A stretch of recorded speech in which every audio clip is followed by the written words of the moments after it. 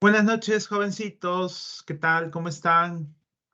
Estamos la última semana. Vamos a compartir pantalla para comenzar la clase.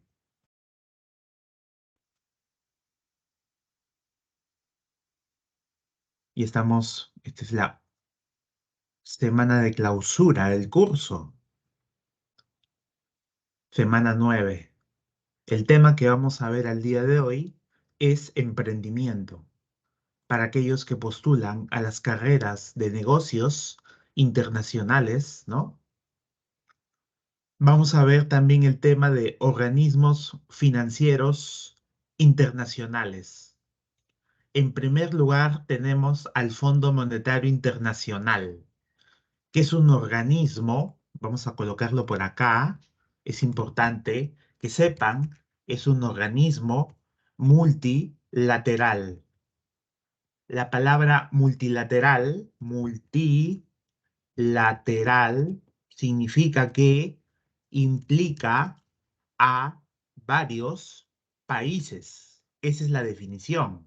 Lo pueden encontrar en Google.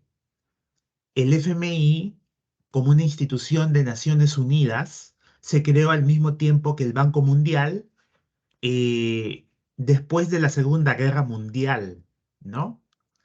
Eh, es un organismo creado para financiar a los estados, ¿no? En sus resultados de balanza de pagos, ¿no? Si los países tienen como resultado un déficit, los países recurren al Fondo Monetario Internacional para cambiar la situación de déficit a una situación de equilibrio o tal vez de superávit. Acá hay algunos aspectos a señalar. Fomenta la cooperación monetaria internacional, ¿no? Préstamo de dinero. Es una plataforma en la cual nos ofrece lanzar el comercio internacional con varias monedas al mismo tiempo. Ayuda a establecer un sistema multilateral que implica varios países de pagos entre países miembros. Infunde confianza, dispone al público, a los países los recursos del fondo. eh, Todos los miembros, países miembros del FMI aportan a la existencia de este organismo que tiene personería jurídica internacional, ¿no? El primer aportante del FMI es Estados Unidos, alrededor del 25%. Otros países le siguen con un porcentaje menor de participación, ¿no? Para que este organismo funcione, ¿no? Como ya le había indicado, aminoriza los desequilibrios de la balanza de pagos, que es un tema que le hemos visto la semana pasada, si es que no me equivoco, ¿no? Entonces, el FMI, como un organismo, al cual le debes dinero, eh, eh, capacita, ¿no? O sea, el FMI capacita a personal, ¿no? De los bancos centrales, me refiero a los directivos, para que estén entrenados en cómo manejar las finanzas nacionales. Acá hay una noticia. FMI celebra el compromiso de Argentina, pero advierte que las metas del acuerdo no serán alteradas. La directora del fondo recibe en Washington al ministro de Economía argentino, ¿no? Entonces han llegado a un acuerdo. Por una gira por Estados Unidos, el ministro de Economía en Argentina, ¿no? Se entrevistó con la directora gerente del FMI, ¿no? Llegan a un acuerdo de refinanciación. Esto es aprobado. El FMI libera 4.000 millones de dólares que irán a pago de parte del crédito que el organismo dio a Argentina en el año 2018. Hay un pronunciamiento de Georgia, ¿no? Que nos dice que es la funcionaria del FMI. estas metas del programa se mantendrán sin ser alteradas, ¿no? O sea, hay un compromiso por parte de las autoridades argentinas. Sabemos que en Argentina hay inflación. Hay que parar esa inflación porque en el tiempo la inflación crece, ¿no? Y como consecuencia trae problemas sociales. El Grupo Banco Mundial, entre uno de sus objetivos, poner fin a la pobreza extrema. La pobreza extrema tiene otro nombre. Algunos lo conocen como miseria, ¿no?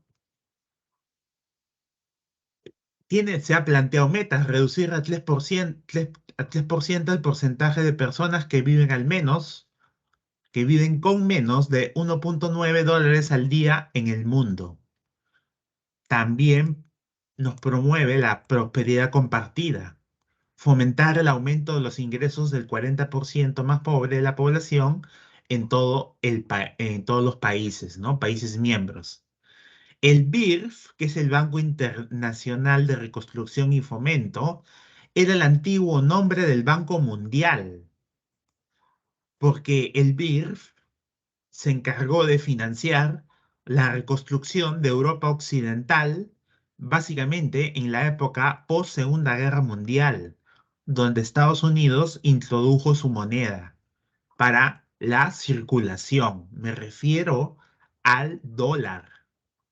El AIF es una asociación internacional de fomento que fomenta las inversiones, ¿no? El IF, la Corporación Financiera Internacional, trabaja en estos casos, trabaja con inversión privada, ¿no? No trabaja con inversión pública, trabaja con inversión privada, financia proyectos privados, ¿no? El MIGA, que es el Organismo Multilateral de Garantía de Inversiones, es una institución que garantiza que una inversión, por ejemplo, una inversión extranjera, no tenga ese riesgo de perderse por algunas circunstancias ajenas al inversionista que forman parte de las características socioculturales de un país. Y también tenemos al CIADI, que hoy por hoy se ha escuchado mucho de esta institución. El alcalde de Lima, López Aliaga, prometió en su campaña eliminar los peajes, ¿no?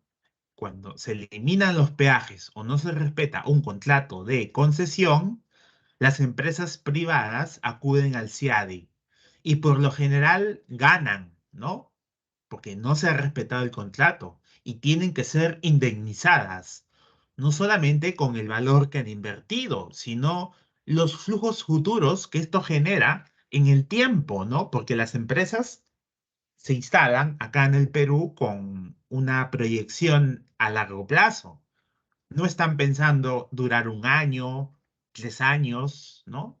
5 años. Buscan permanecer en general y sacar ganancias. Obviamente, proviendo los servicios y bienes necesarios. Si hay algún acuerdo entre el Estado y la empresa privada que no se respeta, se puede acudir a este organismo internacional, que es el CIADI. Acá tenemos otra noticia. El Banco Mundial anuncia que inicialmente destinará 1.780 millones para los esfuerzos de recuperación y reconstrucción de Turquía tras los desastres causados en los terremotos. Eh, el Banco Mundial asistirá por el valor 1.780 millones para contribuir a los esfuerzos y recuperación tras los devastadores terremotos y réplicas en Turquía, ¿no? Que han ocasionado enormes pérdidas, lesiones y daños importantes en la zona sudoriental del país y sus alrededores, ¿no? Entonces acá el banco ayuda, ¿no? La palabra Turquía, evidentemente, se está refiriendo a Turquía, ¿no? Ya sabemos por las noticias que ha habido un terremoto, ¿no? Entonces, bueno, este terremoto tiene que tener una asistencia extranjera, ¿no? Por algo somos una comunidad internacional. Vamos a hablar de la integración económica. Es un proceso paulatino mediante el cual se eliminan progresivamente los obstáculos que separan a las economías y las regiones del mundo. Se crean autoridades supranacionales, ¿no? Es decir, entidades con personería jurídica, ¿no?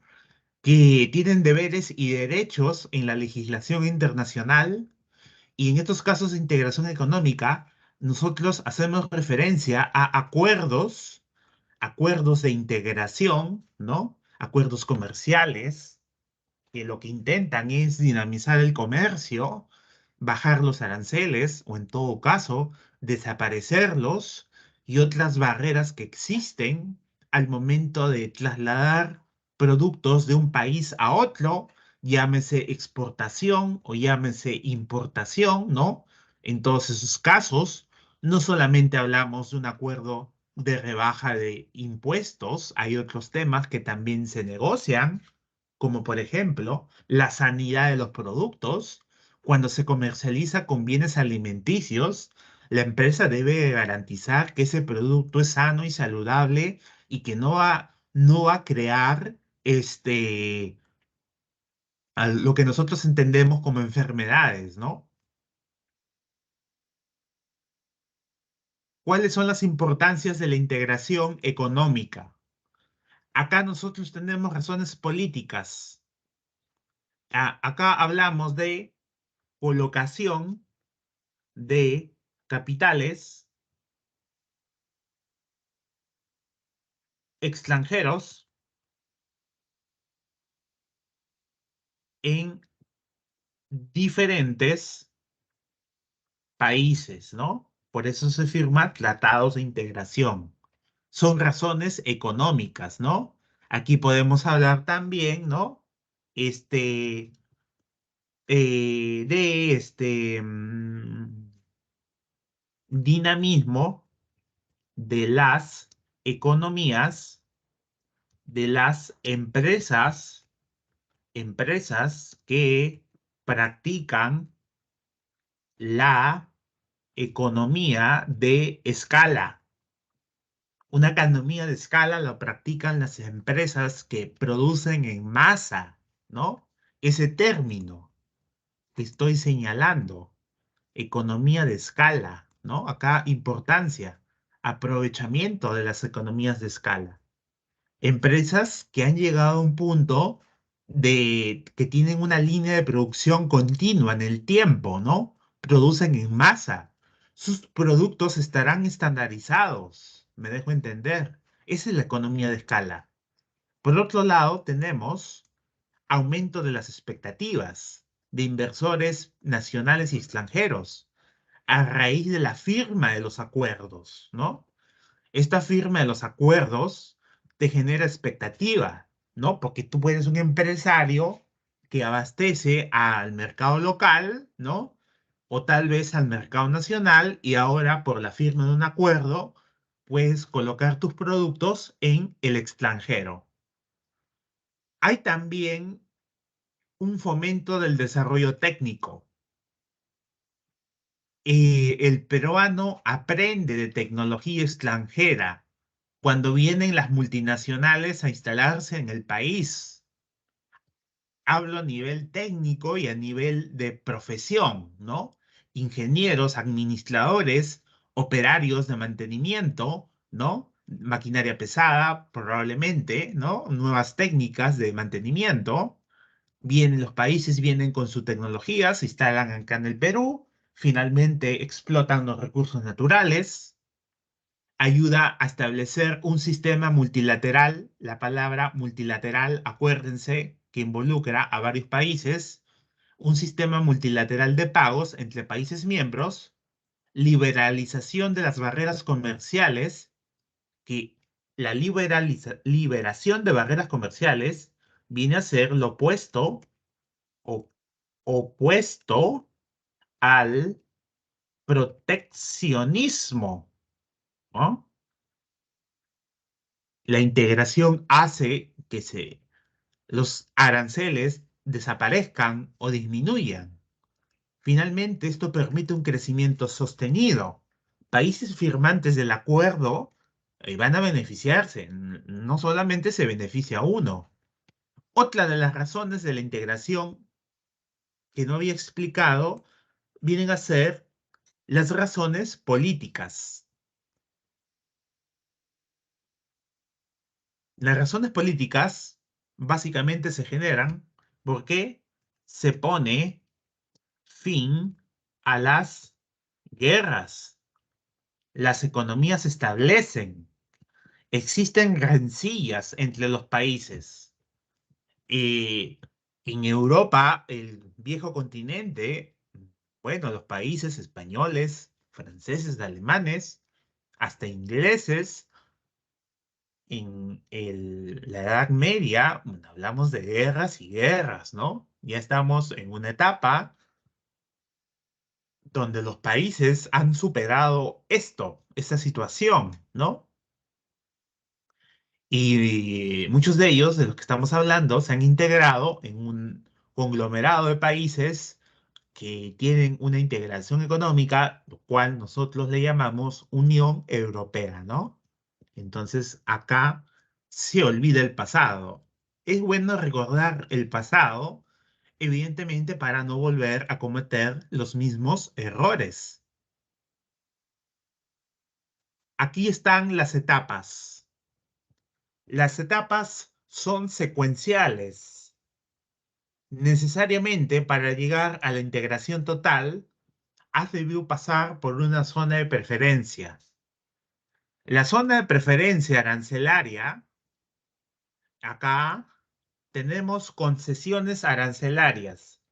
Los países se ponen de acuerdo en qué tipo de productos y servicios se van a cobrar bajo aranceles, ¿no? Bajos impuestos a las importaciones. Después de esto, los países se pueden poner de acuerdo y establecer una zona de libre comercio, donde no hay un impuesto a las importaciones. Entonces, países firmantes del acuerdo no pagan aranceles, ¿no? Se ponen de acuerdo. ¿Qué tipo de frontera? Frontera terrestre, frontera marítima, aérea, tal vez. La unión aduanera. La unión aduanera es una zona de libre comercio más un arancel a países que no pertenecen al bloque, ¿no? Una unión aduanera es una zona de libre comercio más aranceles especiales a países terceros. Si un país quiere introducir su producto en una unión aduanera, va a tener que elegir el país que se encuentra más cercano, ¿no? Porque estos países le van a cobrar lo mismo al país tercero que no es parte del acuerdo. Entonces, por lógica, uno puede inferir que se trata del país más cercano. Un mercado común, ¿no? Acá hablamos que el mercado común es una unión aduanera más libre circulación de factores. ¿Factores qué? Factores productivos. Entonces, si hablamos de factores productivos, hablamos de lo que nosotros ya hemos aprendido. Capital, trabajo, recursos naturales que pueden circular. Cuando hablo de trabajo, hablo de mano de obra. Profesionales pueden desplazarse de un país a otro país a ejercer su carrera sin problema, si es que se trata de un mercado común, ¿no? Y de ahí sigue la unión económica y monetaria, ¿no? Aquí nosotros decimos que la unión económica, monetaria, fiscal y social es, es un mercado común más armonización, armo, armonización de políticas. ¿Qué tipo de políticas? La que nosotros estamos viendo, fiscales y sociales y muchas más. Finalmente, en esta parte de la unión monetaria existe, se crea una moneda en común. Y finalmente llegamos a la integración total, la unión política. Aquí vamos a poner casos, ¿no? Un ejemplo, Reino Unido, ¿no? Ya sabemos que la moneda, en este caso, Reino Unido es un conjunto de países y que, bueno, donde circula la libra esterlina, ¿no? O sea, es un ejemplo de integración total, me dejo entender. Y si se habrán dado cuenta, lo más probable es que para llegar a la integración económica total, ¿no? Debe darse por etapas. Esta debe darse por etapas. ¿Y por qué debe darse por etapas? Porque de un momento a otro no va a haber una integración total entre Perú, Bolivia, Chile, y Ecuador y Colombia, ¿no? Todo es progresivo. Es imposible que de un día para otro haya una unión entre todos los países y una misma moneda, ¿no? Eso no se da de un día para otro. Eso se planifica, ¿no? Entonces, por eso, como se habrán dado cuenta, he mencionado que un concepto es lo anterior más algo adicional, ¿no? Así deben de entenderlo. Vamos a la siguiente diapositiva.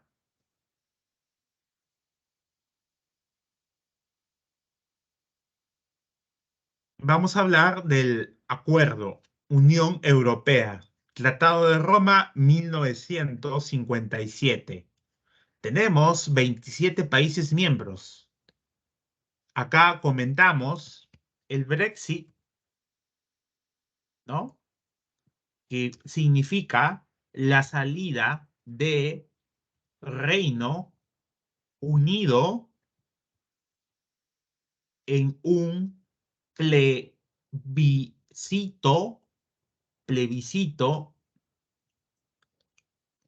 en el 2017.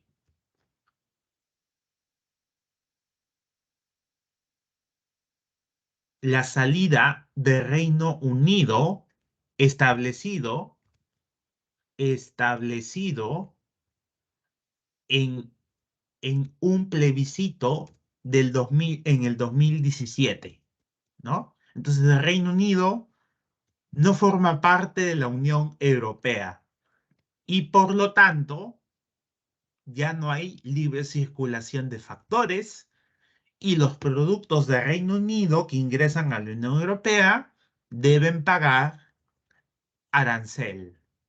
Los ingleses no pueden ejercer sus profesiones directamente en Francia, España, Alemania. Tienen que pedir permiso, ¿no? Y cumplir con ciertos requisitos, porque ya no pertenece a la Unión Europea. La Unión Europea tiene ciertas instituciones, ¿no? Vamos a hablar de ellas. Instituciones. Tenemos, por ejemplo, el Parlamento Europeo, que está conformado por 704 o 705, 704 diputados, ¿no? Que son elegidos por la población de la población, bueno, bien, de España, Francia, ¿no? Tienen su cuota, ¿no? Hablamos de un Consejo Europeo donde encontramos a los representantes de gobierno de los distintos países. Aquí no solamente hablamos de presidentes, ¿no? En Europa encontramos monarquías, en algunos casos primer ministro, en otros casos cancilleres que representan a sus naciones. Finalmente tenemos un tribunal europeo, es el análogo al Tribunal Constitucional acá en el Perú, que se pronuncia definitivamente sobre algún diferendo, ¿no? El euro es la moneda, euro es la moneda en circulación desde el año 1999, si no me equivoco, enero 1999. Es una moneda en común para países, ¿no? Eh, ¿Qué más podemos hablar? Esta moneda es usada por los países que pertenecen a la Unión Europea. Hay que decir que el euro es un dinero no homogéneo.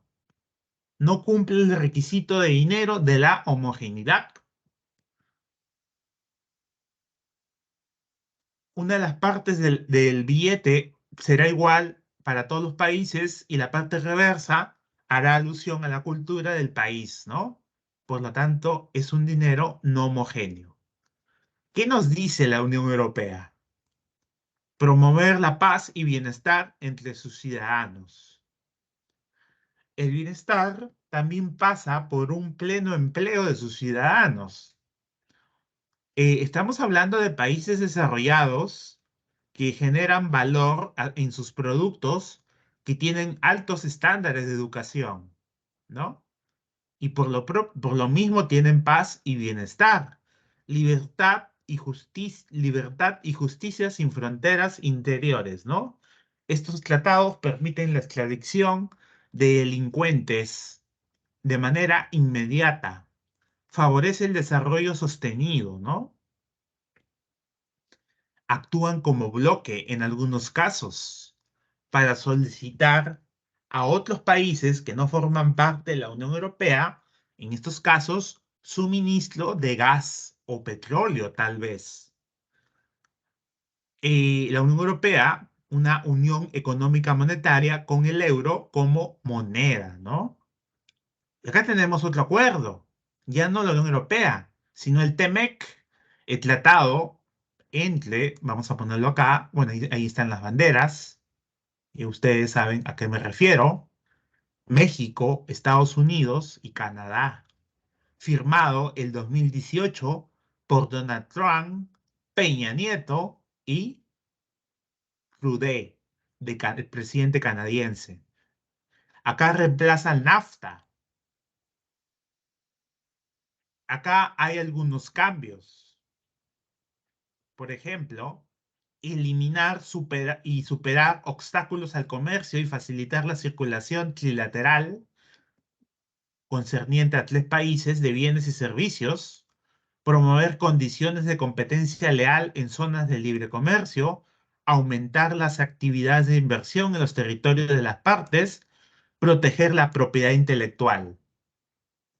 Acá el TEMEC habla de la propiedad intelectual. En este caso, por ejemplo, las patentes, vamos a colocarlo por acá, las patentes de eh, medicamentos. La industria farmacéutica es una industria bastante poderosa que invierte millones en nuevos medicamentos para enfermedades.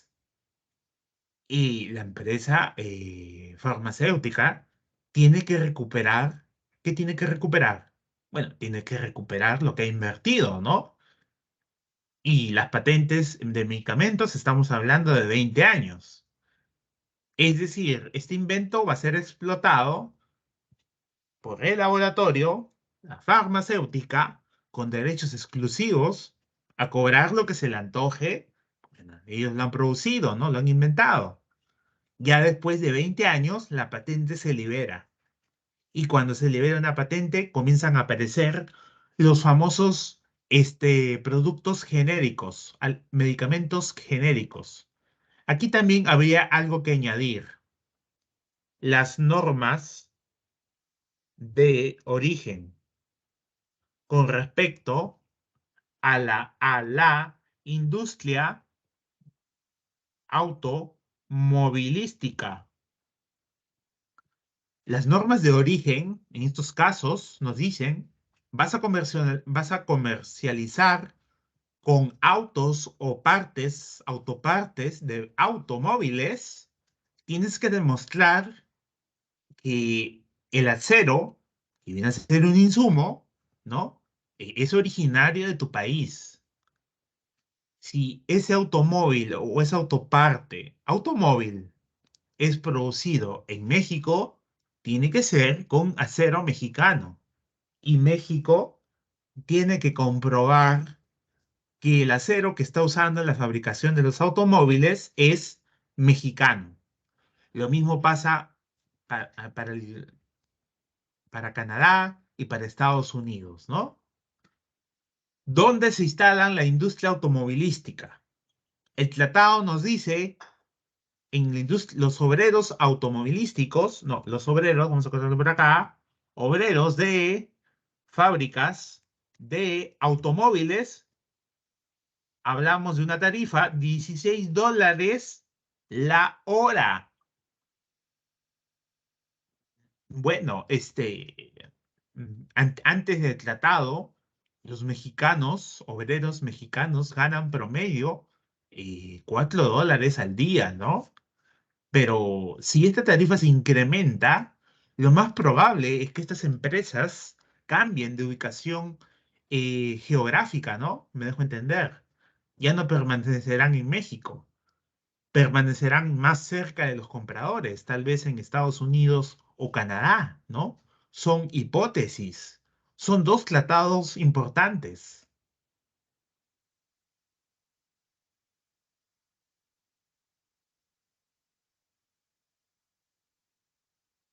Tenemos a la Comunidad Andina de Naciones, conocido anteriormente en el Acuerdo de Cartagena como Grupo Andino. Acá nosotros nos damos cuenta que hay un desarrollo equilibrado y armónico, me dejo entender, ¿no? Aceleración de la generación del empleo productivo en el sentido, ¿no? Y dinamizar las economías, facilitar la integración regional, mejorar el nivel de vida, que implica una calidad de vida, reducir la vulnerabilidad y mejorar la posición de los países, actuando como bloque. En este acuerdo, eh, Chile y Venezuela también pertenecían a la Comunidad Andina de Naciones. En el caso de Venezuela, se retiró Venezuela del acuerdo. El presidente de ese entonces era Hugo Chávez, ¿no? Una diferendo porque Perú y Colombia, por su parte, firmaron un TLC con Estados Unidos. Entonces, aquí no hay una unión entre pueblos andinos. Se retira Venezuela, también se retira Chile en la época de la dictadura de Pinochet, ¿no? Los países tienen sus propios intereses. Ahora, en la Comunidad Andina de Naciones, nosotros tenemos instituciones. Vamos a colocarlo por acá. Instituciones. ¿Qué instituciones tenemos? Bueno, tenemos el Parlamento Andino. Ustedes, algunos que tienen ya 18 años, en los próximos comicios electorales van a votar para el Parlamento andino, ¿no? Representantes, congresistas para este Parlamento. Acá también tenemos una Secretaría General, que es donde funciona la institución. mejor dicho, la institucionalidad de la Comunidad Andina de Naciones se encuentra en Lima. Acá también tenemos un tribunal andino en los casos que le atribuyen a su competencia.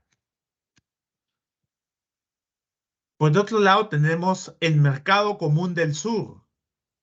Acá decimos, esto es el Mercado Común del Sur.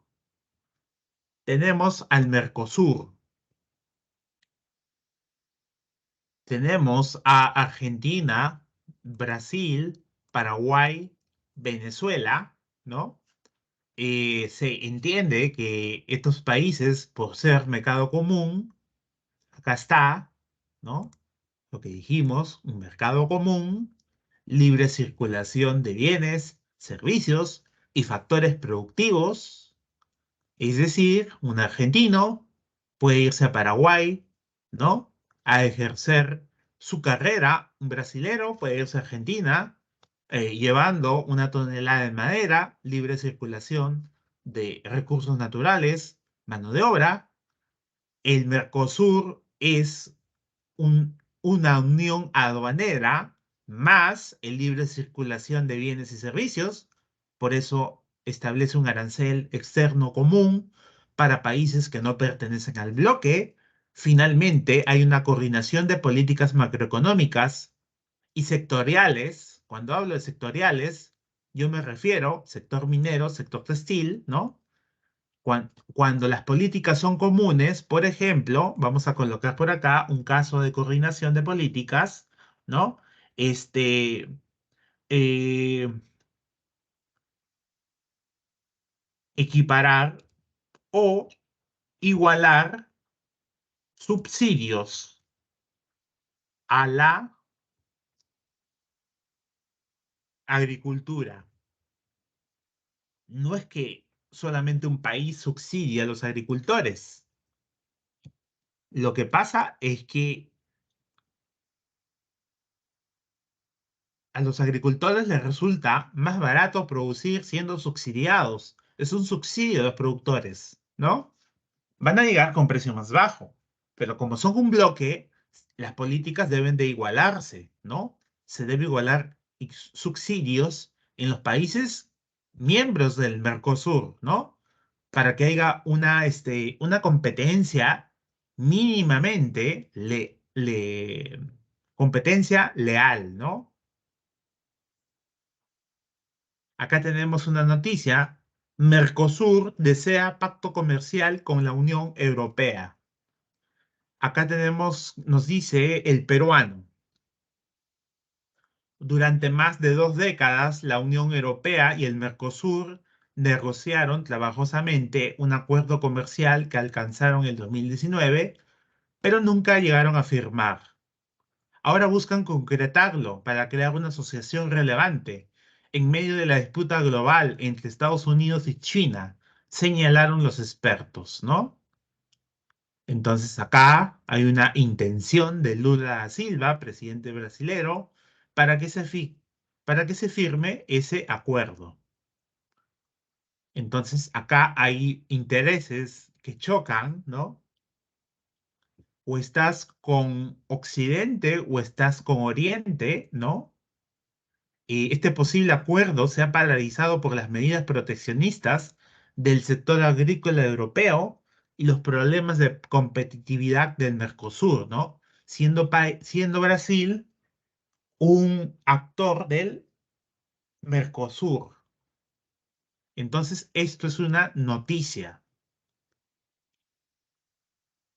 Y cuando se firma un tratado, lamentablemente, como ustedes comprenderán, hay perdedores y ganadores. Pero lo que se trata es que haya más ganadores que perdedores, ¿no? Porque aparte la industria de un país no es diversificada, no es especializada y puede quebrar algún sector productor, ¿no?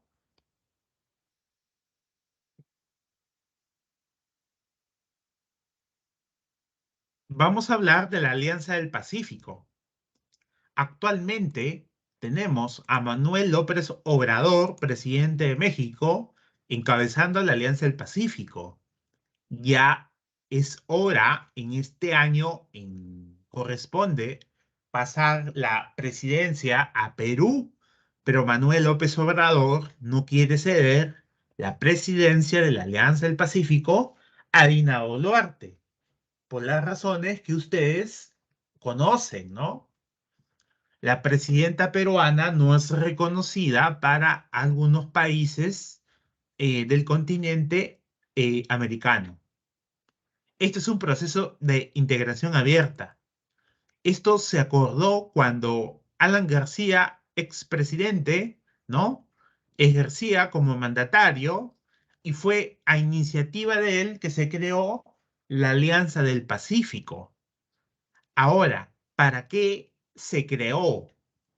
Avanzar progresivamente hacia la libre circulación de bienes, servicios, capitales, personas, impulsar crecimiento, desarrollo y competitividad, ser una plataforma de articulación política y económica. Cuando hablo de articulación política, ¿no? Entonces, en la Alianza del Pacífico no solamente se ve temas económicos, la propia presión de otros países para que el Perú dé cuentas por ciertos comportamientos, ¿no? Que tiene el Ejecutivo con todo esto que ha acontecido, con los muertos, pues las protestas, ¿no? Entonces aquí hay una presión, Perú tiene que contestar. Por otro lado tenemos la Alianza Bolivariana, Tratado Comercial de los Pueblos. Básicamente acá agrupa a países de izquierda, ¿no? Nicaragua, Cuba, Venezuela, Bolivia, ¿no? Tenemos 12 países. Bueno, sus objetivos es promover que las sociedades latinoamericanas sean más justas, cultas, participativas y solidarias. Bueno, es un objetivo bastante ambicioso, ¿no? Para que una sociedad sea culta, debes elevar el nivel de educación. Para elevar el nivel de educación, tienes que aumentar el nivel de lectura. Para que aumentes el nivel de lectura, debes aumentar el nivel nutricional de los alimentos que, que- alimentos que consumen los niños, ¿no? Asegurar la eliminación de las desigualdades sociales. Es decir, entre un rico y un pobre no, no debe haber tanta diferencia como se nota en el Perú frente a países ricos, desarrollados, donde la diferencia, ¿no? Entre rico y pobre es mucho menor, ¿no? Finalmente, promover la calidad de vida y una participación efectiva de los pueblos en la conformación de su propio destino. Habría que enseñarle a las personas para que participen en la conformación de su propio destino, porque acá en el Perú no hay voluntad de hacer partidos políticos con ideologías propias. El único partido que está sobreviviendo actualmente es el APRA. El APRA tiene su propia ideología. El Partido Popular Cristiano, una contraparte, ya ha desaparecido, ¿no? Ya vemos que su local está cerrado. El APRA, con todos los problemas que tiene, problemas de imagen, las cuestiones que ustedes conocen, ¿no? Bueno, tiene que limpiar su imagen, ¿no? Pero debería haber una participación política en la creación de partidos políticos con una filosofía política, ¿no? Para que se integren los jóvenes y dentro de estos partidos se elijan representantes para que sean seleccionados como autoridades y no a última hora, ¿no? ¿Qué es lo que sucede? Invitan a una persona, a a un actor, a alguien que resalta en la sociedad, pero no ha salido de las canteras donde se forman políticamente los partidarios, ¿no? Son invitados y esto no debería ocurrir.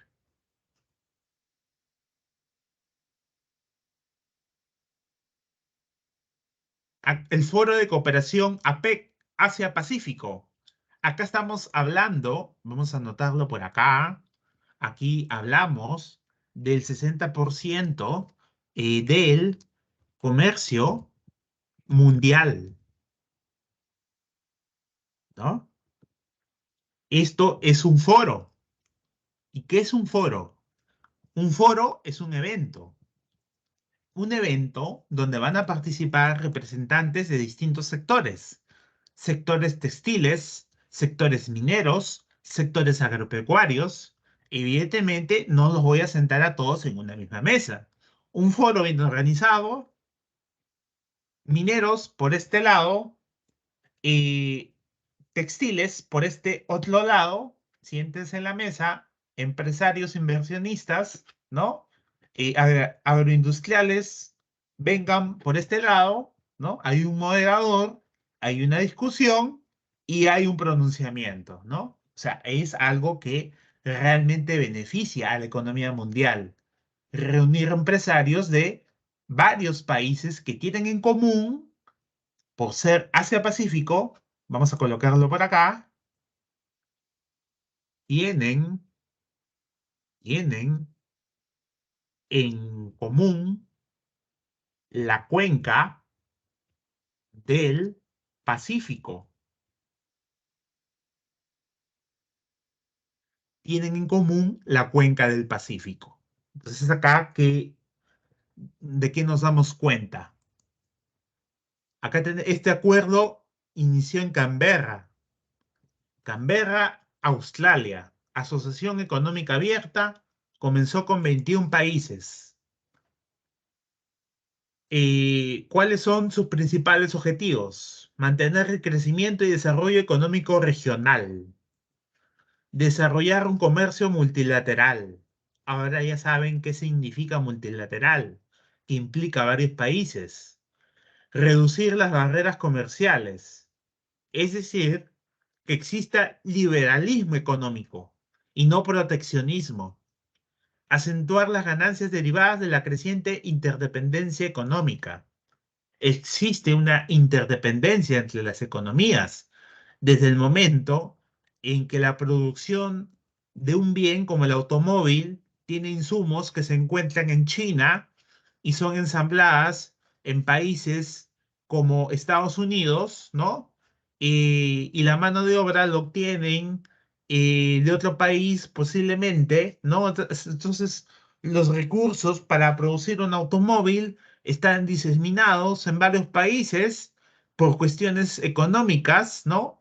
Las fábricas se instalan en China por la mano de obra es más barata, pero los insumos vienen de otro lado, ¿no? Entonces hay interdependencia. La cadena de suministro falla, se altera cuando aplicas una sanción a un país como Rusia, que es uno de los principales exportadores de fertilizantes, ¿no? Y esto genera que Rusia no venda sus productos o venda solamente a sus países amigos y cause problemas a países como el Perú, donde no han llegado fertilizantes y la producción agrícola se pone en evidencia, ¿no? Se ponen problemas, aumento de los alimentos, Rusia también trae cereales, ¿no? Alimento para aves. ¿Qué pasa? En algunos países los huevos están escaseando, ¿no? Todo esto a consecuencia de la guerra. La guerra se podría empeorar si es que escala a China, ¿no? Si Occidente se pelea con China y le pone sanciones, ahí sí va a haber un problema más acentuado. ¿En qué aspecto? Bueno, yo estoy seguro, ustedes ahí en sus casas, en lo que están, en su vestuario que tienen, que están usando, estoy seguro que uno de sus productos son chinos, ¿no? Entonces, si se altera la cadena de abastecimiento, entonces hay cosas que van a subir de precio, ¿no? Y esto perjudica a todos. Ahora, aquí una cosa es cooperación económica, ¿no? Y otra cosa es cuando un país se porta mal y hay que ponerle sanciones, ¿no? Pero obviamente estos acciones de Rusia, por ejemplo, están justificados por defender a una población que habla su idioma y se identifica con este país.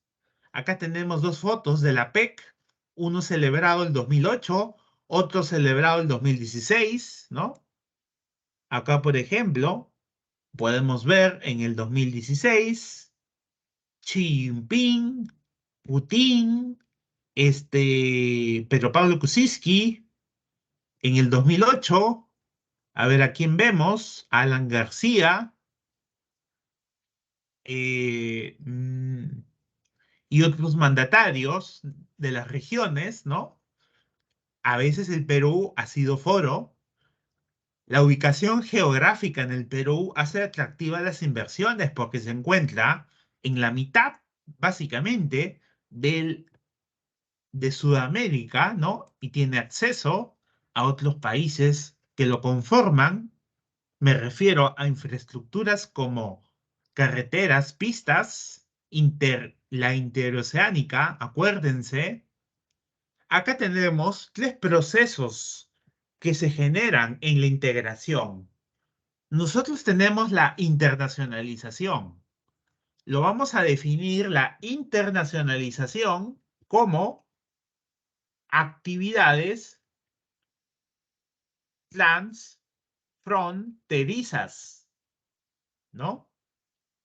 Desde el momento que yo llevo mis productos de Tumbes a Guayaquil, ¿no? Para venderlos, paso por la frontera, hago un pago, posiblemente, ya estoy realizando internacionalización. Es una actividad transfronteriza. Actividades transfronterizas. Un estudiante sanmarquino, hay agencias que trabajan con estudiantes sanmarquinos para trabajos de verano, donde los alumnos sanmarquinos encuentran trabajo, ya sea como cajeros, meseros, y aplican el inglés, perfeccionan su inglés en el verano, ¿no? Y en esos 3 meses tienen buenos ingresos, regresan a San Marcos a seguir estudiando, ¿no? Sus carreras. eh, Hay agencias, ¿no? Que te permiten y te validan, porque el hecho de estar estudiando en el Perú es un elemento de convicción de que tienes arraigo en el Perú. Es decir, no vas a abandonar tu carrera universitaria.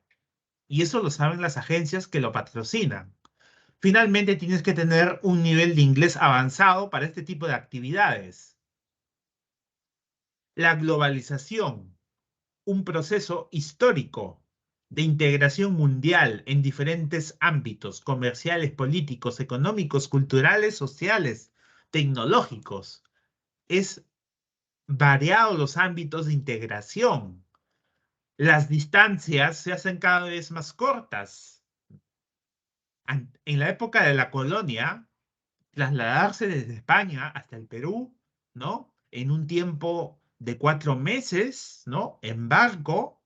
Ahora, mediante el avión, ¿no? No creo que lleguemos a las 24 horas en que llegamos a nuestro destino. Eh, la globalización hace posible la relación entre países, no solamente a nivel de Estado, sino también a nivel de ciudadano, porque yo a través de la tecnología, por internet, puedo casarme, conocer a una rusa y casarme con ella, y todo legalmente, y todo por internet, y es un subproducto de la globalización, ¿no? Integración de culturas peruana y Rusia, ¿no? No estoy hablando cosas que no se den, son cosas que se dan en la realidad. Finalmente tenemos un proceso de mundialización. representa la progresiva integración de las sociedades y economías nacionales en diferentes partes del mundo que conducen al debilitamiento del papel geopolítico de las fronteras de los estados. Hablando, aterrizando el concepto, la formación de un gobierno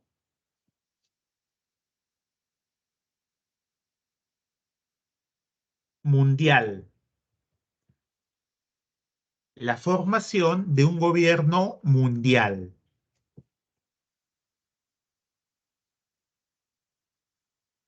Evidentemente, el mundo que actualmente vivimos, existe un hegemón, ¿no? Un país que tiene la economía, el poder para influenciar en otros países. Unipolar se conoce, ¿no? Hoy por hoy estamos en un mundo multipolar, donde hay pesos y contrapesos. A Estados Unidos, ¿no? China y Rusia le hacen el contrapeso en otra zona del mundo, ¿no? Entonces, hablar de un gobierno mundial posiblemente se dé en algún momento, en el tiempo, ¿no?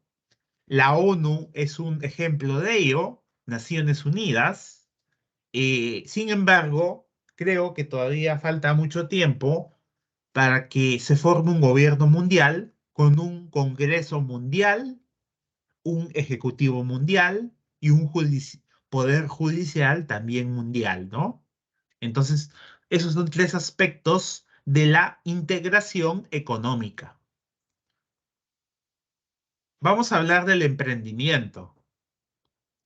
El emprendimiento es la actitud y aptitud de la persona y ambición que le permite iniciar nuevos retos, nuevos proyectos, que le permite avanzar un paso más hacia donde ha llegado. Es lo que hace que una persona esté insatisfecha y quiera alcanzar mayores logros e iniciar nuevos caminos. El emprendimiento viene de la palabra vocablo, vocablo francés, entre, preneur. Y esto significa pionero, ¿no?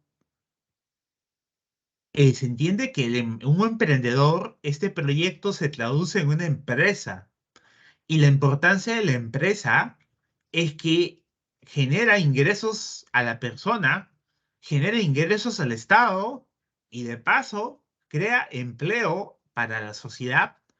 Entonces es muy importante que las universidades fomenten el emprendimiento, no solamente en carreras de negocios, sino en todas las carreras, porque tenemos carreras, un licenciado en biología, ¿no?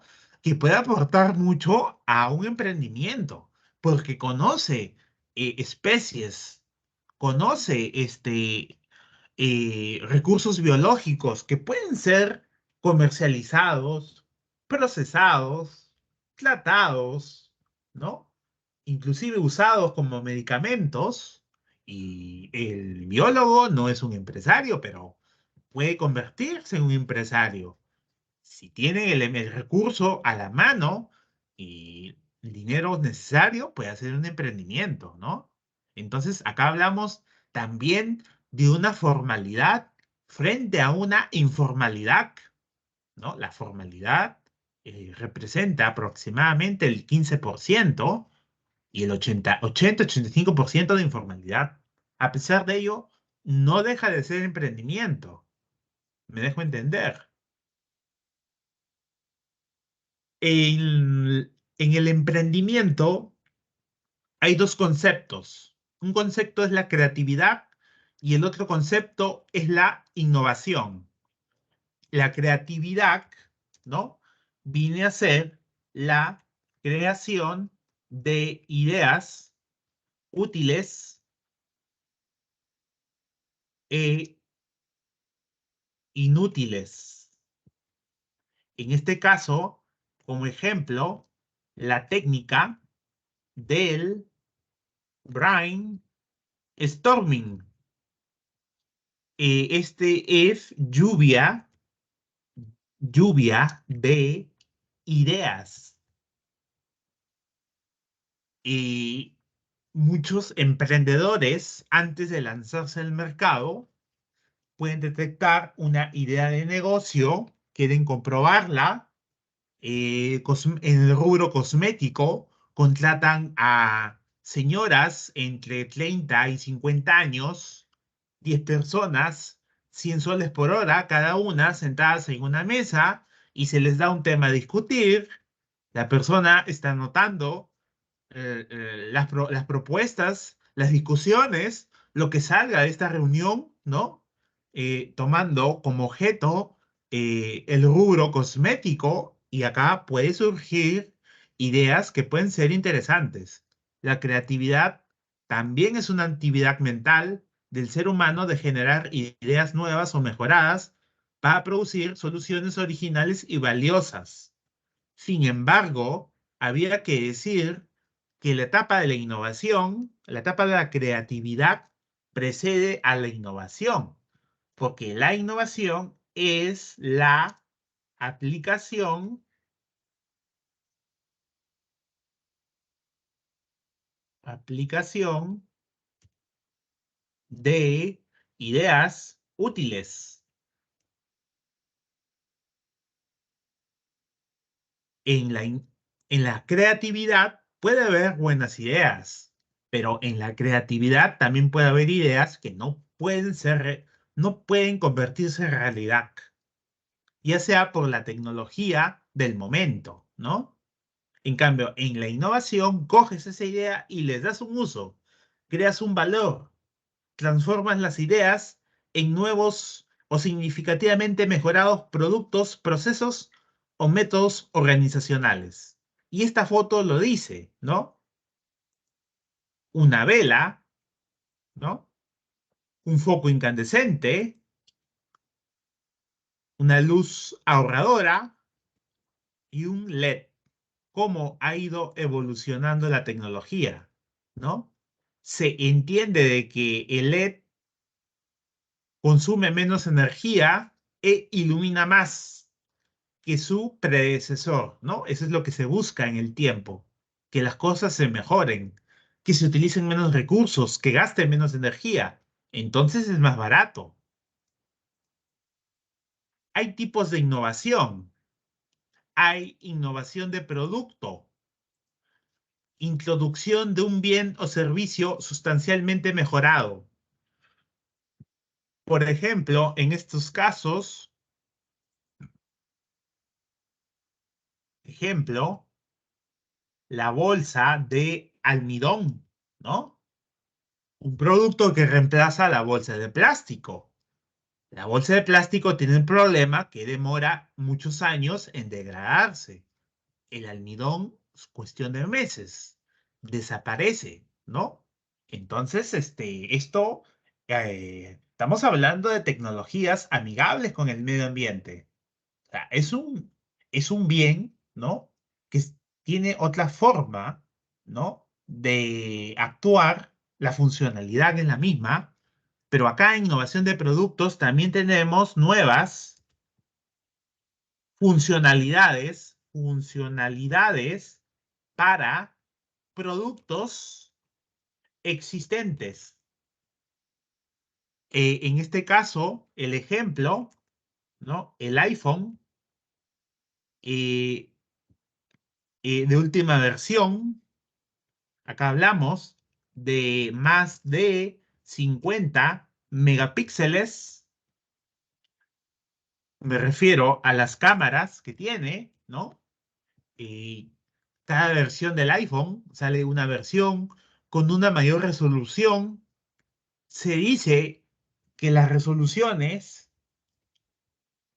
están tan, pero tan avanzadas, me refiero a las tomas, que han superado la capacidad del ojo humano, ¿no?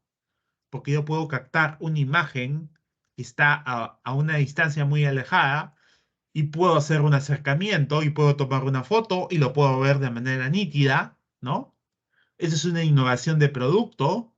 Hay una innovación de procesos, Aquí hablamos de mejorar, mejorar el trabajo y la calidad.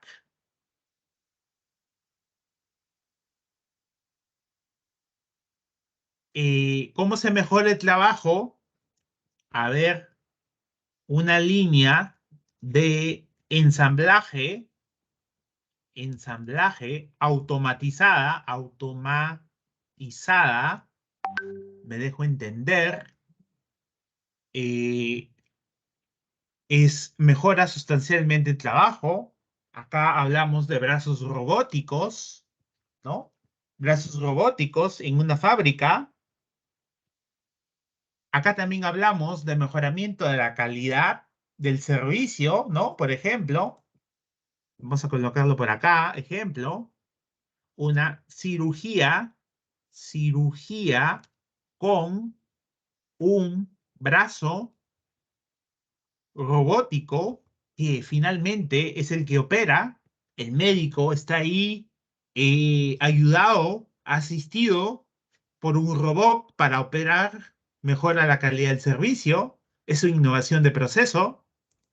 En la innovación organizacional, acá nosotros hablamos de las franquicias, ¿no?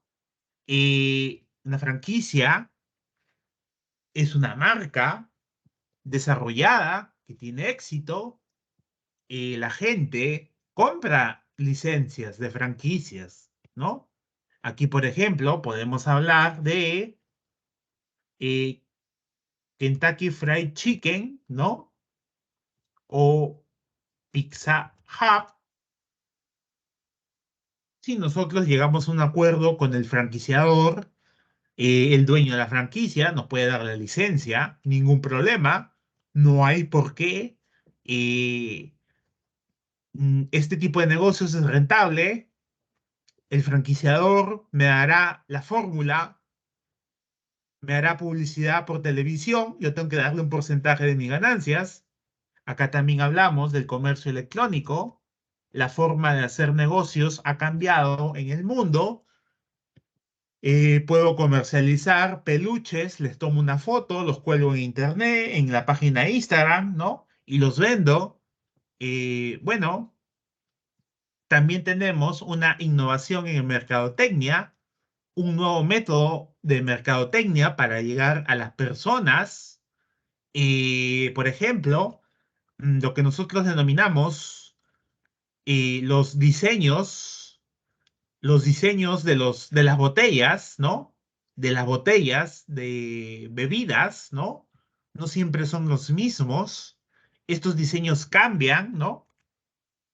Diseños de envases, por ejemplo, o una nueva forma de hacer marketing, hacer mercadeo, una red de mercadeo donde hay personas que trabajan con productos en catálogo, Ésica, Unique, ¿no? Y estas personas, mujeres, obtienen comisiones, ingresos que no son nada despreciables, es un ejemplo. Tipos de emprendimiento por oportunidad y por necesidad. Acá por necesidad es poner en marcha una idea de negocio de forma apresurada, sin conocer si tiene o no el potencial de mercado para generar ingresos. Quienes emprenden bajo esta modalidad se lanzan a la aventura empresarial por solucionar situaciones financieras personales porque han perdido su trabajo o se encuentran frustrados en el ámbito laboral.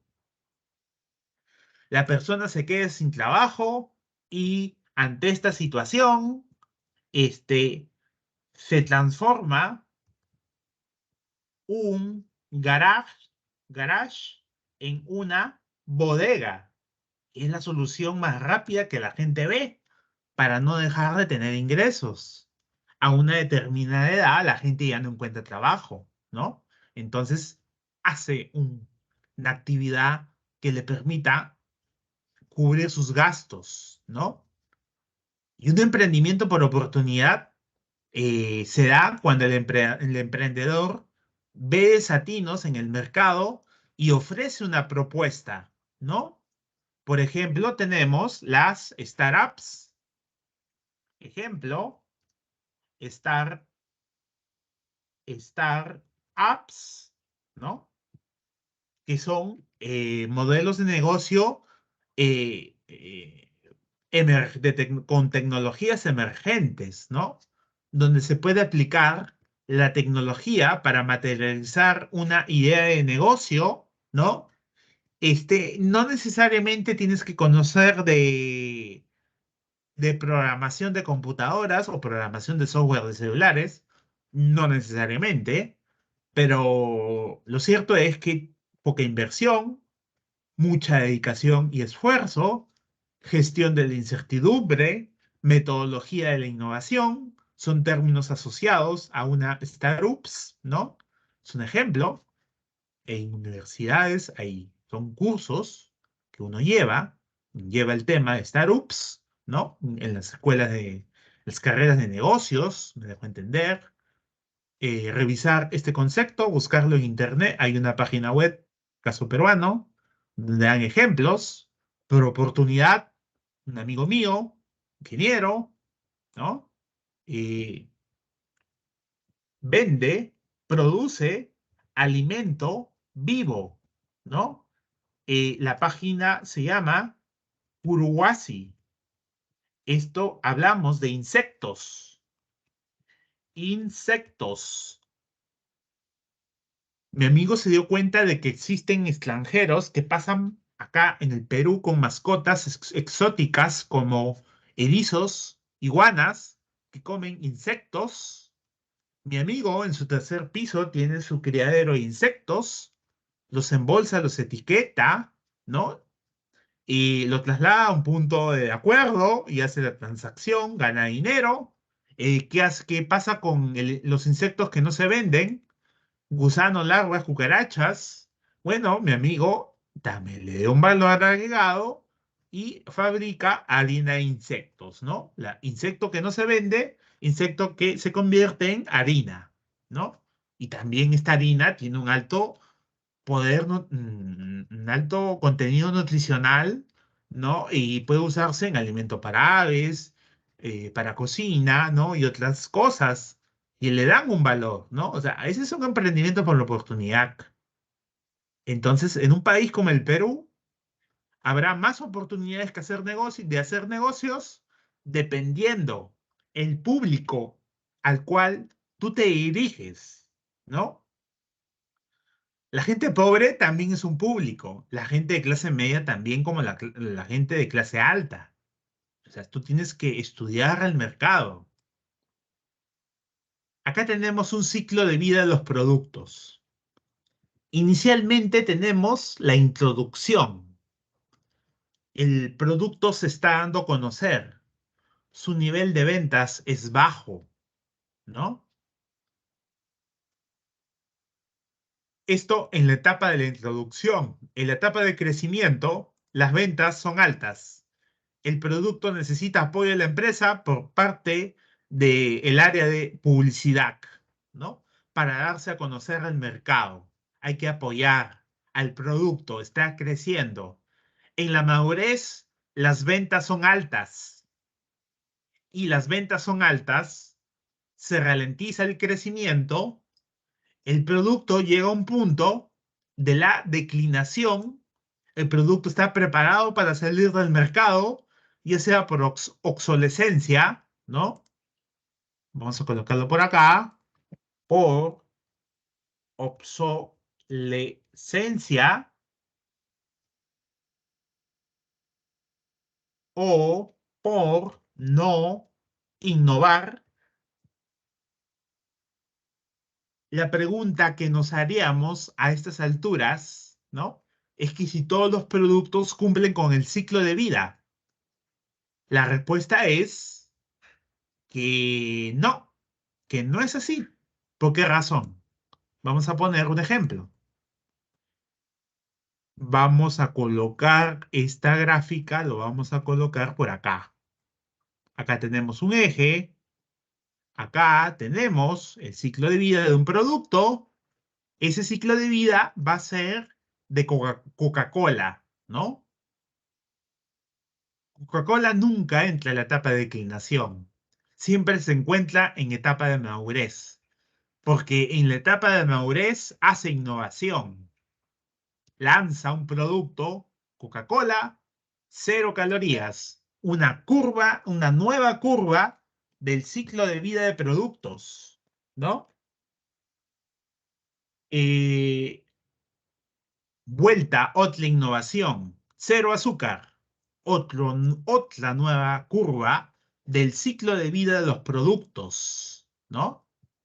Entonces, me doy cuenta de que si la empresa innova, no va a caer en la etapa de declinación. Aquí falta mencionar por obsolescencia, por no innovar o, en su defecto, por un relanzamiento. Entonces, un relanzamiento para Inca Kola va a tener una nueva curva de ciclo de los productos, ¿no? Me dejo entender. Entonces, así el producto no sale del mercado. ¿Qué es una oportunidad de mercado? Una oportunidad de mercado se da en contextos que me favorece. Y en esos contextos yo tengo que tomar decisiones. En estos casos, en una oportunidad de mercado, eh, bueno, un amigo mío trabaja en logística, en una empresa minera, ¿no? Una empresa minera, está en el área de compras, me llama, me dice, oye, la empresa minera necesita productos, necesita servicios. eh, ¿Crees tú que puedas hacer una empresa para que nos abastezcas de equipos de protección personal y vas a ganar bastante porque la empresa minera paga, ¿no? Vas a elevar el precio un poquito más del promedio de mercado y vas a ganar dinero? Tienes que aprovechar esa oportunidad de mercado que se está dando, ¿no? Porque no todas las empresas son proveedores de las empresas mineras. Muchas veces hay contactos y tener un contacto en logística en el área de compras es tener una oportunidad de mercado, ¿no? Obviamente no vas a duplicar los precios, ¿no? Porque la gente se daría cuenta, ¿no? Los gerentes, ¿no? Pero es una oportunidad de negocios. Hay gente que se dedica a eso.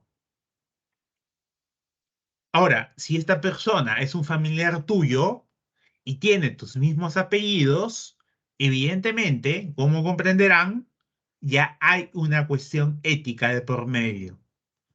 La importancia del trabajo en equipo, ¿no? Una cosa es trabajar en grupo y otra cosa es trabajar en equipo. Los equipos tienen objetivos comunes. Los grupos son un conjunto de personas, ¿no? Entonces, ahí está la diferencia entre equipo y grupo. La importancia de trabajar en equipo es que el liderazgo es compartido y las responsabilidades son individuales y grupales, ¿no? Entonces, esto también es un término que se utiliza mucho en cuestiones de emprendimiento. Me dejo entender, actualmente las empresas, todas, empresas privadas, medianas, grandes, chicas, trabajan en equipo, ¿no? La gente ya no trabaja de manera aislada. Los resultados se obtienen por equipo. La era de los genios como Albert Einstein, que desarrolló la teoría de la relatividad y lo hizo solo, ¿no? Ya no existe. Ahora los científicos trabajan en equipo para lograr avances en tecnología, en medicina, ¿no? Ya no hay genios individuales, ¿no? O si los hay, los hay muy pocos. Los científicos trabajan en equipo. Existen métodos para mapear los problemas de una organización. En estos casos tenemos la parte de problema. Acá ubicamos al tronco. Acá tenemos el problema. Aquí en las causas está la raíz. Uy. En las causas está la raíz y los efectos son las hojas del árbol, un aumento de quejas y reclamos de los clientes se generó a causa de un deficiente servicio postventa, mala calidad de productos, aumento de precios del producto, y estos a su vez fueron causados por una capacitación insuficiente, una mala actitud del personal, la mala calidad de los productos, el producto se daña muy rápido, funcionamiento retardado, aumento del precio del producto, no hay suficiente productividad, aumenta el insumo, la materia prima. Finalmente, los efectos del problema son las hojas, una disminución de las compras, una pérdida de la imagen de la compañía, un fortalecimiento de la competencia, una pérdida de utilidad que se genera por la disminución de las compras, disminución de la participación de mercado como efecto de la pérdida de imagen de la compañía, pérdida de motivación de la mano de obra, por el fortalecimiento de la competencia, ¿no? Entonces ya tenemos el problema mapeado. Si nosotros tenemos el problema mapeado en un árbol de problemas, automáticamente nosotros tenemos el árbol de soluciones. El árbol de soluciones es el árbol de problemas, pero redactado en sentido opuesto. Es decir, cambiando la polaridad. Si antes hablabas en positivo, ahora vas a hablar en negativo. Si antes hablabas en negativo, ahora vas a hablar en positivo, ¿no? Este es el árbol de objetivos o soluciones. Acá, aquí, en los medios, van a estar las raíces. En el objetivo vamos a encontrar al tronco, árbol de objetivo o soluciones. Y acá en los fines vamos a encontrar las hojas. En estos casos, a ver, una disminución de las quejas y reclamos hechas por los clientes es la solución, y esto se debe al excelente servicio postventa. He cambiado la polaridad porque en la diapositiva anterior decía un deficiente servicio postventa, pero ahora yo hablo de un excelente servicio postventa. Mejoramiento de calidad de productos y servicios. Disminución de precios de productos. Antes hablaba de un aumento, ahora hablo de una disminución, ¿no? Antes hablaba de un personal no capacitado, ahora hablo de un personal capacitado. Antes hablaba de un personal sin actitud, ahora hablo de un personal con actitud, ¿no? Aumento de elaboración del producto. Antes hablaba de una disminución. Funcionamiento óptimo. Antes hablaba de un funcionamiento errático. Antes hablaba del debilitamiento de la productividad. Ahora hablo del mejoramiento. Aquí hablo de disminución de precios de materias primas. Antes hablaba de aumentos. Esto se puede dar negociando con nuestros proveedores. Nuestros proveedores deben ser nuestros aliados. En los fines, serán las consecuencias de la solución. En vez de una disminución de compras, hay un aumento de las compras. En vez de un mejoramiento de la imagen corporativa, antes había un debilitamiento. Y acá, en un debilitamiento de la competitividad, hay un fortalecimiento de la competitividad de la empresa. Esto frente a esto genera también, a su vez, un incremento de la utilidad. Antes hablaba de una disminución. Aumento de la participación de mercado y aumento de la motivación de la mano de obra. En resumen, ¿cómo se plantea este tema en un examen de admisión? Te van a dar el árbol de problemas y te van a dar la plantilla de árbol de objetivos con partes para completar. Posiblemente, ¿no? Algunos cuadros en blanco para que ustedes completen. Para que ustedes completen, va a haber alternativas y van a tener que elegir el orden y qué debe ir en cada recuadro, ¿no? Entonces, como el examen de admisión, si no me equivoco, tiene 5 alternativas, solamente una de ellas es la respuesta. Y ustedes deben de saber qué va a ir en el árbol, en qué campo va a ir el enunciado del cual hemos obtenido del árbol de problemas transformado en el árbol de objetivos, ¿no? Y van a tener que marcar. Así se plantea en un examen.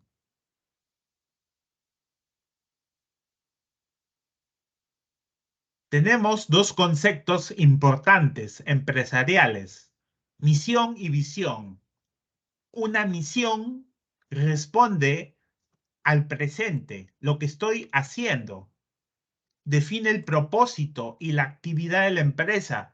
Se relaciona con el momento presente. Define lo que la empresa quiere lograr en el futuro. Esa es la visión. Aquí se da a largo plazo, ¿no? Acá dice que la misión es corta y precisa, inspiradora, original. No debe ser una copia. Se dirige al mercado. Una visión se proyecta al futuro. Tiene que contener un ámbito geográfico.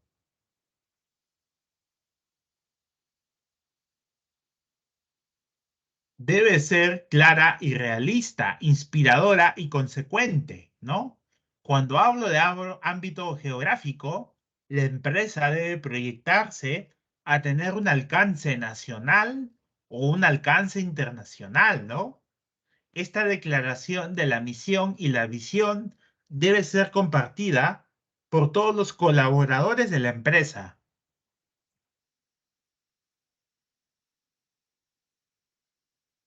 Acá tenemos las tres declaraciones.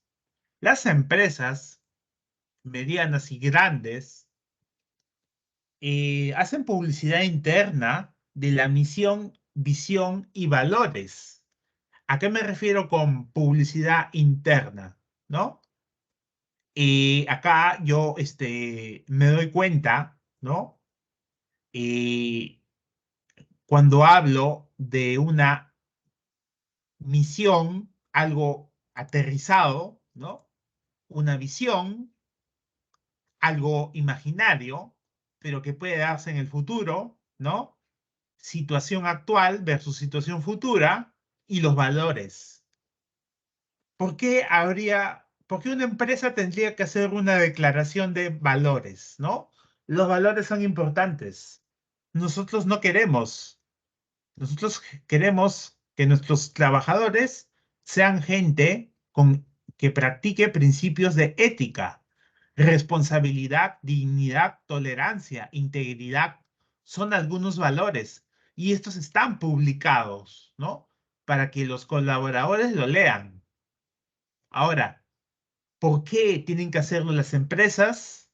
Porque es parte de su sistema de gestión, ¿no? Por ejemplo, un sistema de gestión, vamos a colocarlo por acá,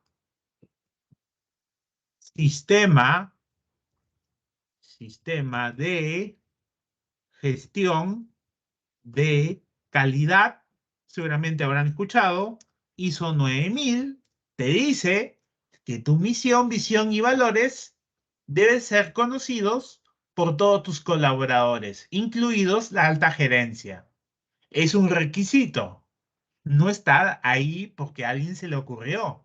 Es parte del sistema de gestión de calidad, ¿no? Entonces, son cosas que la gente ya sabe. La gente tiene que aprenderse. Los trabajadores deben de aprenderse. Acá hay casos reales. La misión y visión de McDonald's. Proveer un ambiente divertido, seguro, donde nuestros clientes disfruten de buena comida con ingredientes de calidad y a precios accesibles. Eso es lo que es ahora. Pero lo que va a ser después es la visión, movernos hacia un crecimiento rentable y hacer a McDonald's aún mejor para servir nuestra comida deliciosa a más clientes cada día y en todo el mundo. Acá tenemos también a Plaza Vea. Tenemos una misión. Brindamos soluciones eficientes a las empresas con productos innovadores y de alta calidad que se ajustan a las necesidades, beneficiando a los colaboradores, clientes y proveedores. Plaza Vea también tiene una visión, que es a largo plazo, ser reconocidos como el canal líder de ventas corporativas del país, convirtiéndonos en la primera alternativa locomotora para las empresas, ¿no? La gente tiene la percepción de que Plaza Vea ofrece productos a precios altos. El modelo de negocio de Plaza Vea es vender barato cupones a los empresarios y los empresarios reparten los cupones como bonos a sus trabajadores y Plaza Vea les cobra caro a los trabajadores que tienen estos cupones. Ese es el modelo de negocio de Plaza Vea. Vende barato a los empleadores, los empresarios y cobra caro a los clientes, trabajadores de las empresas que se le da el bono, ¿no? Que no forma parte de su salario mínimo legal o de su salario, ¿no? No forma parte, es un extra adicional. Plaza Vea se beneficia, el empresario se beneficia, al final el que pierde es el cliente, ¿no? No le dan opción de irse a la competencia, a comprar a Metro, donde tal vez encuentre la leche más barata, ¿no? Tiene que utilizar su vale de Plaza Vea. Ese es el modelo de negocio de Plaza Vea. Aquí tenemos una programación de actividades. Acá tenemos,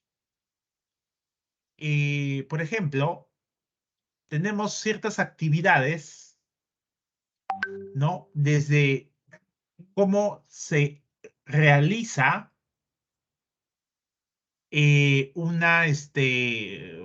un proceso de venta y producción de camisetas, ¿no?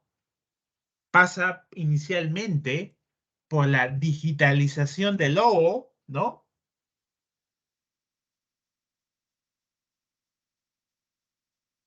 Digitalización del logo que se hace en el día 30 y en el día 1, día 2 del siguiente mes. Diseño de volantes, día 3, 4 y 5 y 6.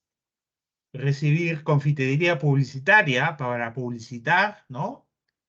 Es una actividad que acompaña, ¿no? Planear la distribución de la confitería.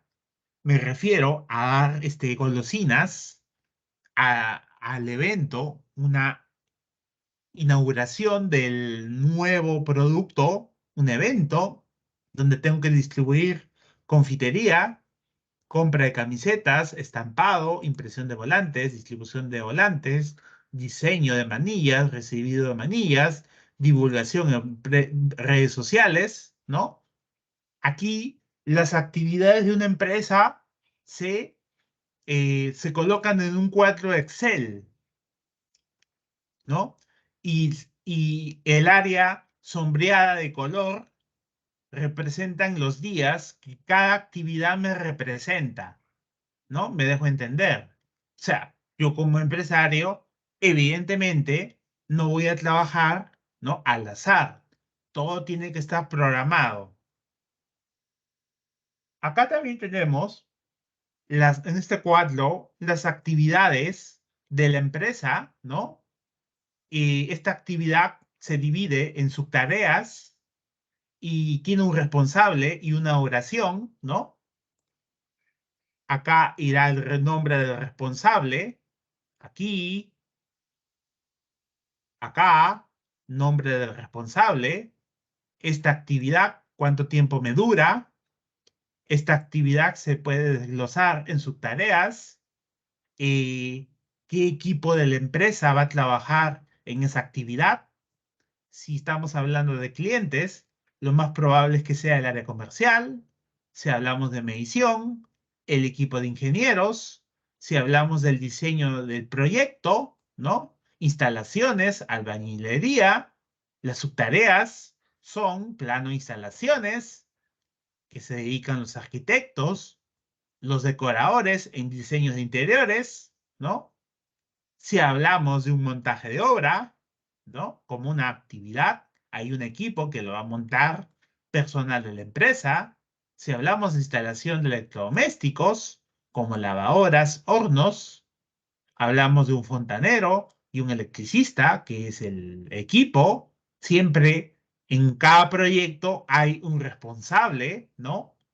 Y se tiene que cumplir estos plazos porque es importante no acumular productos, no acumular procesos que tienen un inicio y también deben de tener un fin, ¿no? O sea, un inicio y un fin. El flujo de caja es un estado financiero, vamos a colocarlo por acá, es un estado financiero donde se muestra los ingresos y egresos de las actividades.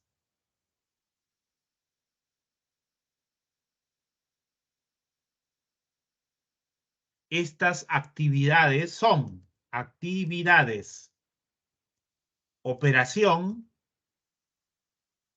inversión y financiamiento.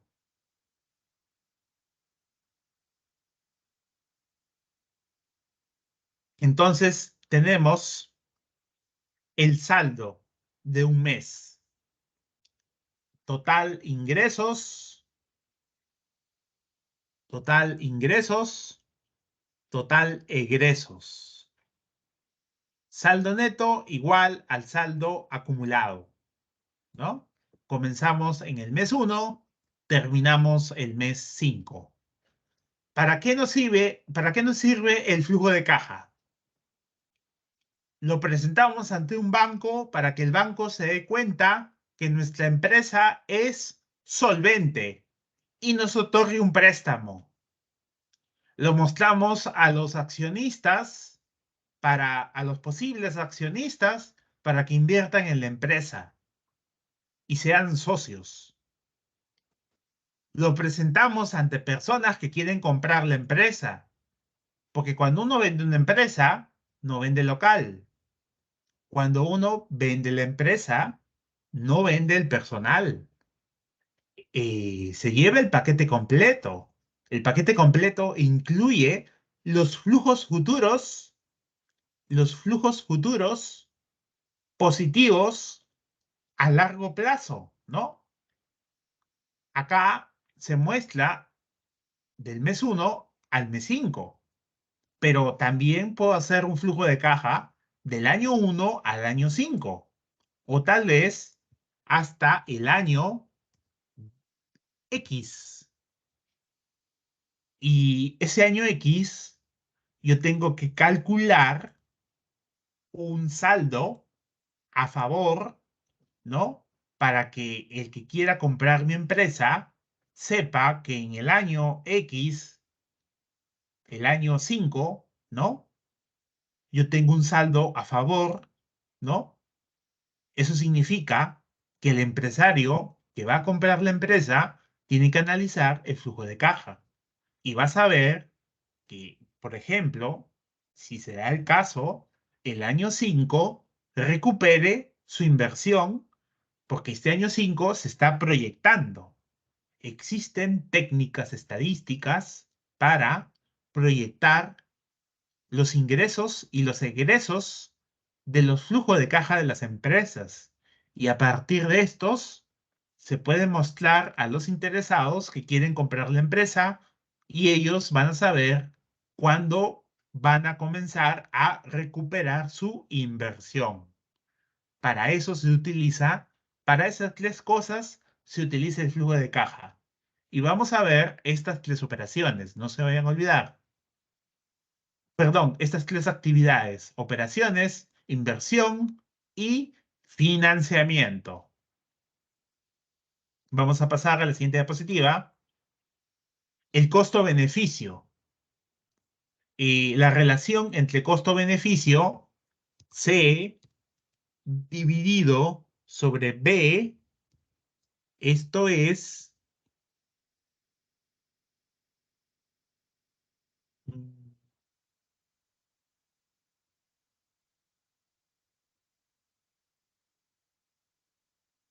bueno, mayor, esto es mayor a 1. Esto yo estoy diciendo de que esta relación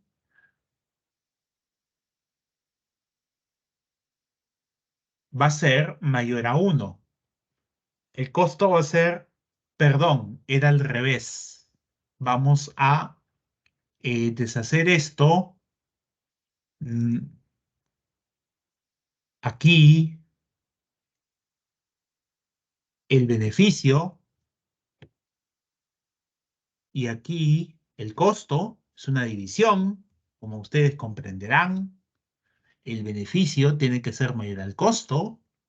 En este punto me doy cuenta que el costo mayor al beneficio, ¿no? Y en este otro punto me doy cuenta que beneficio mayor a mayor costo, a costo.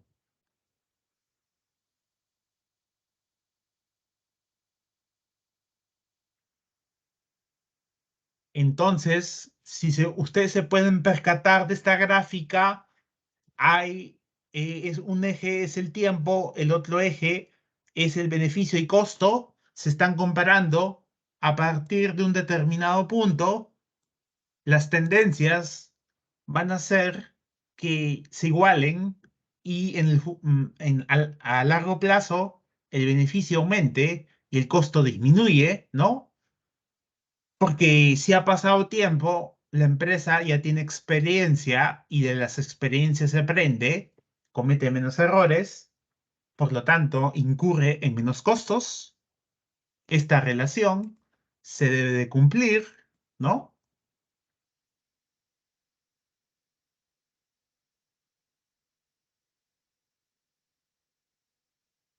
Vamos a ver un poco de la programación de actividades.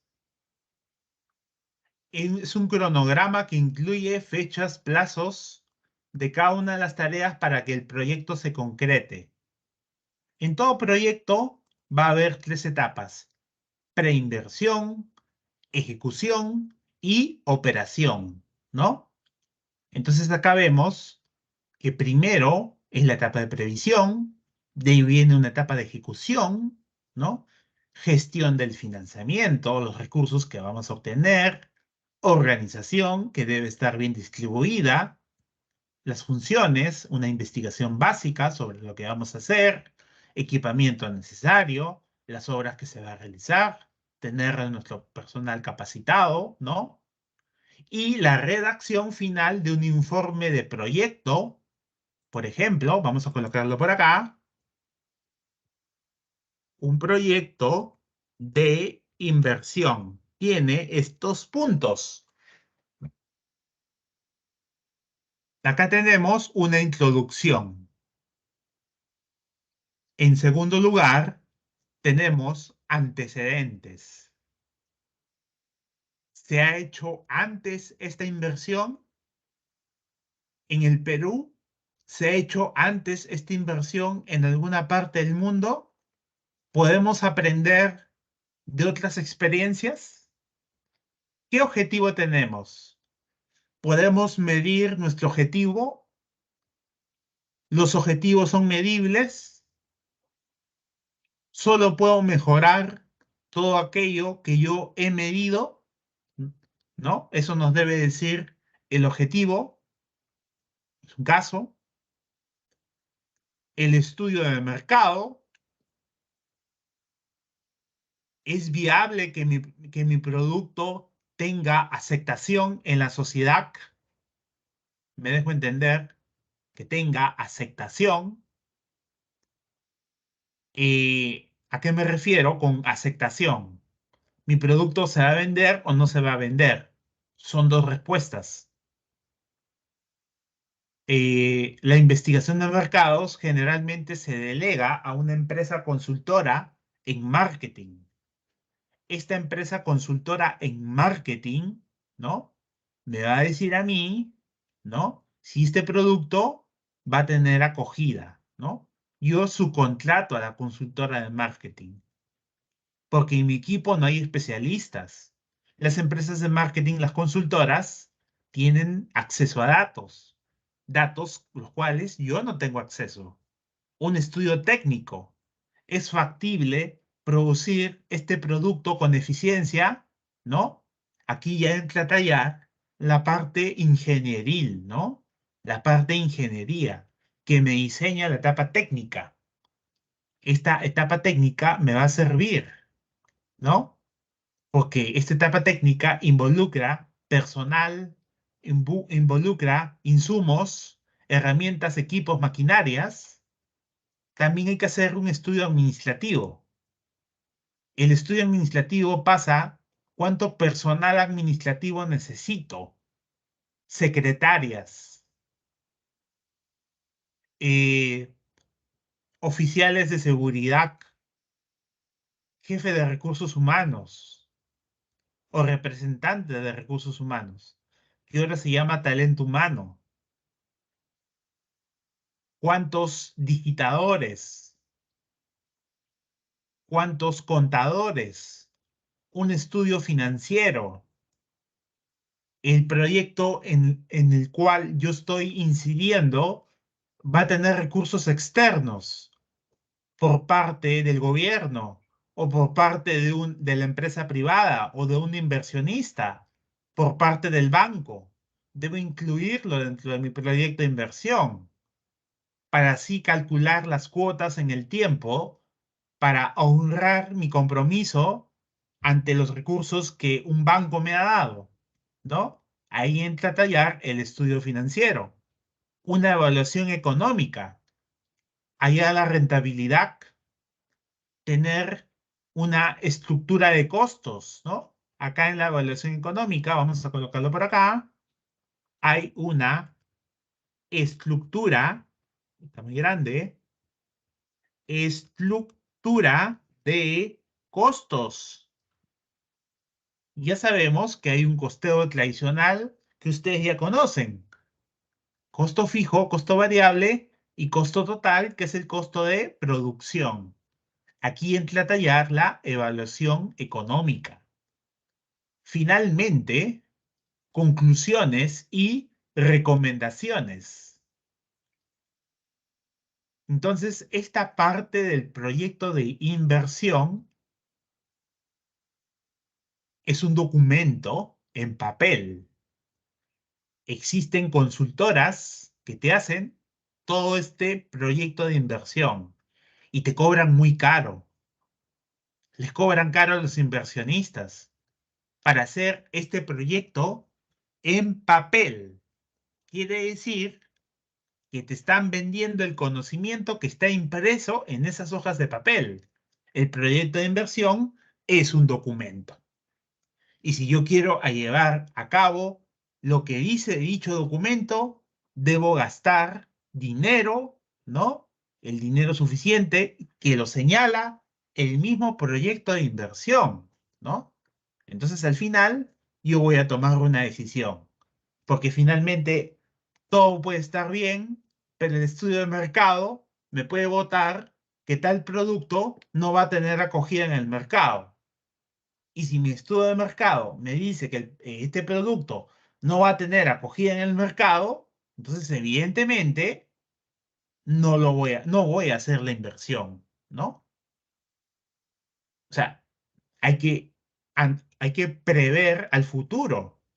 No voy a montar una fábrica de jabones sabiendo que vienen jabones de Procter y Gamble que lo hacen, lo masifican su producción, lo hacen a un precio más barato, ¿no? Entonces el estudio de mercado me señala que hay empresas competidoras en el mercado y que han logrado alcanzar un precio bajo, al cual yo no puedo alcanzar con mis recursos, ¿no? Ese es un proyecto de inversión, tiene bastantes aspectos.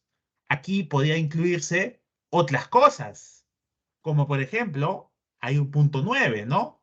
Pero un punto en especial, el impacto ambiental, parte del proyecto de inversión, o tal vez un impacto social.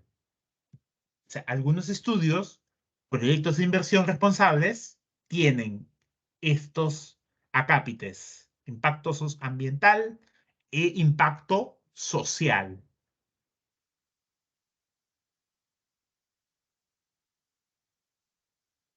La organización de una unidad económica. Básicamente es un organigrama que corresponde a una estructura de la compañía. Hay un gerente, hay área de ventas, hay área de administración, área de recursos humanos y área de marketing. Este es un ejemplo de un organigrama de Perupetro. Hay una gerencia general, ¿no? Hay un directorio, hay una gerencia de administración, planeamiento, gerencia legal. Son ejemplos de organigrama. Así se organizan las empresas. Este es un organigrama del Banco de la Nación.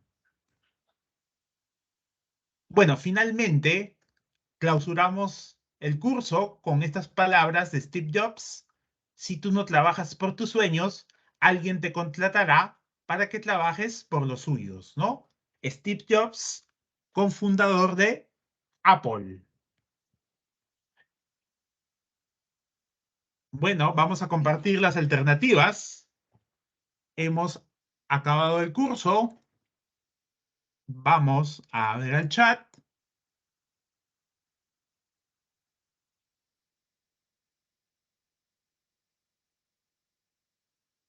Bueno, jovencitos, algunas recomendaciones para el examen del examen que van a tener.